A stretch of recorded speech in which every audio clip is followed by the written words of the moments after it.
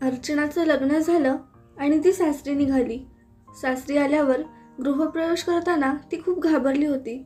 एकतर पहिलेच सासर म्हटलं की तिला भीती वाटायची आणि त्यात तिच्या सासरी तिला सासू नव्हती, फक्त सासरे होते. त्यांच्या नातेवाईक बायकांनी सगळे रीतिरिवाज पूर्ण केले आणि मग 2 दिवसांनी सगळे पै पाहुणे आपापल्या घरी निघून गेले. सगळं घर आता मोकळं झालं आणि त्या घरातल्या कामाची सगळी जबाबदारी आता अर्चनावर आली. तसं तर अर्चना सगळ्या कामात हुशार होती, पण तिला फक्त तिच्या सासऱ्यांची भीती वाटायची. तिचे सासरे थोडे कडक स्वभावाचे आणि अनुशासनप्रिय व्यक्ती होते.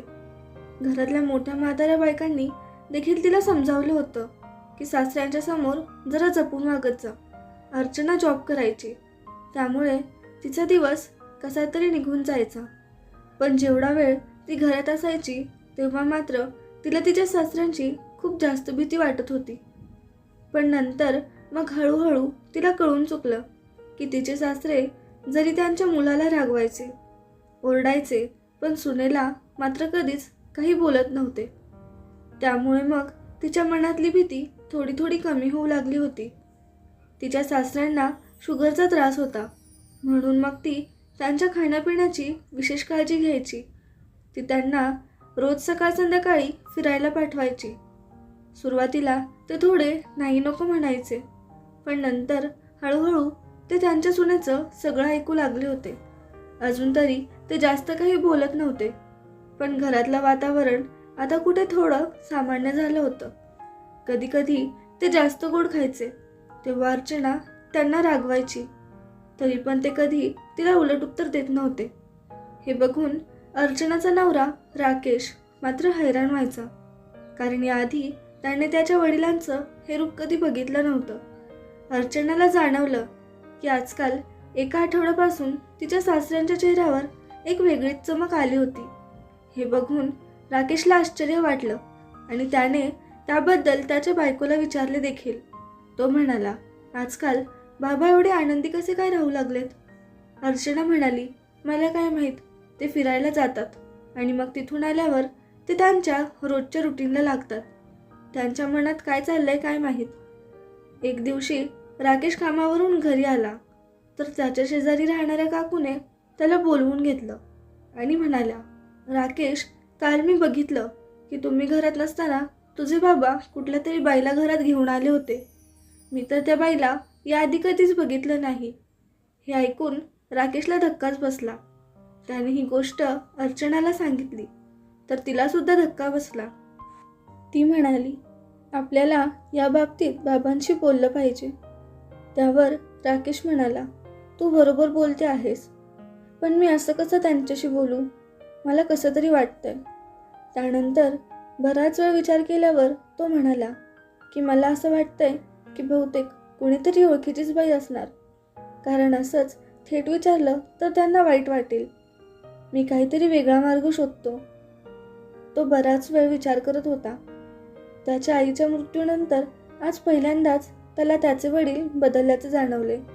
एकदा मग त्याने घरातल्या हॉलमध्ये एका फुलदाणीत कॅमेरा लपवून लावला. मग रात्री घरी उशिरा आल्यावर त्याने ते रेकॉर्डिंग्स बघितले आणि ते बघून तर त्याचे डोळे सुन्न झाले. त्याने स्पष्टपणे बघितलं की त्याचे वडील एका सुंदर बाईला घेऊन घरात आले आणि तिला घेऊन त्यांच्या खोलीत गेले. त्यानंतर ती बाई 2 तासांनी त्यांच्या खोलीतून बाहेर आली. राकेशला खूप राग आला की त्याचे वडील हे सगळं काय करत आहेत. त्याने ठरवलं की दुसऱ्या दिवशी सकाळीच तो संधी बघून त्याच्या वडिलांशी या विषयावर बोलेल. दुसऱ्या दिवशी सकाळी जेव्हा राकेश उठला तेव्हा त्याला दिसलं की त्याचे वडील सकाळीच कुठंतरी गायब झाले होते. त्याने त्यांच्या खोलीकडे जाऊन बघितलं तर तिथे कुलूप लावलं होतं. त्याला आता या गोष्टीचं अजब वाटू लागलं की त्याचे वडील आता त्यांच्या खोलीला पण कुलूप लावू लागले होते. त्याला खूप भीती वाटू लागली. त्याने हे सगळं अर्चनाला सांगितलं. अर्चनाला सुद्धा आता काळजी वाटू लागली होती आणि ती म्हणाली, बाबांच्या एकटेपणाचा कोणी गैरफायदा तर घेत नसेल ना? वेळेआधीच आम्हाला त्यांना सावध करायला पाहिजे. उद्या काहीतरी बरं वाईट व्हायला नको. हे ऐकून राकेशने होकारार्थी मान हलवली. अर्चना पुढे म्हणाली, आज सुट्टीचा दिवस आहे. आपण आजच बाबांशी बोलूयात. मग दोघांनी काम आटपून घेतली आणि ते बाबांची वाट बघू लागले. राकेशचे बाबा तासाभराने घरी आले. त्यांना घाम सुटला होता, पण त्यांच्या चेहऱ्यावर एक प्रकारचा आनंद दिसत होता. अर्चना विचारात पडली की बाबा सकाळी सकाळी कोणाला भेटायला गेले होते की ते एवढे खुश आहेत. आता अर्चना बोलणारच होती, तेवढ्यात राकेश म्हणाला, बाबा मला तुमच्याशी काही महत्त्वाचं बोलायचं आहे. त्याचे वडील म्हणाले, आत्ता नको, थोड्या वेळानंतर बोलूयात. आत्ता मला खूप महत्त्वाचं काम आहे. असं म्हणत ते त्यांच्या खोलीत निघून गेले आणि त्यांनी खोलीला आतून कडी घातली. अर्चना आणि राकेश एकमेकांच्या तोंडाकडे बघतच राहिले की अखेर त्यांच्या बाबांना झाले तरी काय. थोड्या वेळाने त्यांनी दरवाजा उघडला आणि म्हणाले, सुनबाई जरा इकडे येते का? अर्चनाने राकेशकडे बघितलं आणि ती हळूहळू चालत त्यांच्या खोलीत गेली. राकेश सुद्धा तिच्या मागे मागे आला. आतलं ते दृश्य पाहून अर्चना आश्चर्याने थक्क झाली. आतमध्ये खोलीत सगळीकडे सजावटीची फुलं, लाईट्स आणि फुग्यांनी ती खोली छान सजवण्यात आली होती. त्या खोलीच्या मधोमध एक केक ठेवला होता. अर्चनाने प्रश्नार्थक नजरेने तिच्या सासऱ्यांकडे बघितलं. तिला काहीच समजत नव्हतं की अखेर ही सगळी तयारी कशाची होती. कारण आज घरातल्या कोणाच्या लग्नाचा वाढदिवस नव्हता की कुणाचा वाढदिवस. तिचे सासरे आनंदाच्या स्वरात म्हणाले, हॅपी मदर्स डे सुनबाई. हे ऐकून अर्चना आश्चर्यचकित झाली. तेवढ्यात तिचे सासरे म्हणाले, सुनबाई मी माझ्या आईला तर फार अगोदरच गमवून बसलोय. मग माझा सांभाळ माझ्या चुलतीने केला. ती पण मला जास्त प्रेम करत नव्हती. त्यानंतर मग माझे लग्न झाले आणि माझ्या बायकोने माझी खूप काळजी घेतली. तिने मला भरभरून प्रेम दिलं. तिच्या सानिध्यात राहून मी माझ्या लहानपणीचे सगळे दुःख विसरलो आणि तिच्यासोबत एका नवीन रंगात रंगून गेलो. पण त्यानंतर ती जेव्हा मला सोडून गेली तेव्हा मात्र मी दुःखाच्या खोलदरीत डुबून गेलो. माझ्या आयुष्यात एक वेगळाच एकाकीपणा पसरला होता. मग नंतर तू या घरात आलीस. तुझ्या प्रेमात मला माझ्या आईची माया जाणवते. तू मला इतकं सांभाळून घेतेस, लहान मुलासारखी माझी काळजी घेतेस. ते म्हणतात ना की माणूस म्हातारपणी लहान बाळ बनतं. माझ्या प्रत्येक हट्टावर तू प्रेमाने समजवतेस. माझ्या खाण्यापिण्याची फार काळजी घेतेस. म्हणून तर मला तुझ्या प्रेमात आईच्या मायेची झलक दिसते. मी कधी माझ्या आईला स्पेशल फील नाही करून दिलं, म्हणून मला आजच्या दिवशी तुला खास फील करून द्यायचं होतं. म्हणून तर मी ही सगळी तयारी करून घेतली.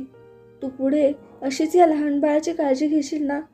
हे ऐकून अर्चनाच्या डोळ्यातून अश्रू वाहू लागले आणि बाजूलाच उभा असलेल्या राकेशचे देखील डोळे भरून आले.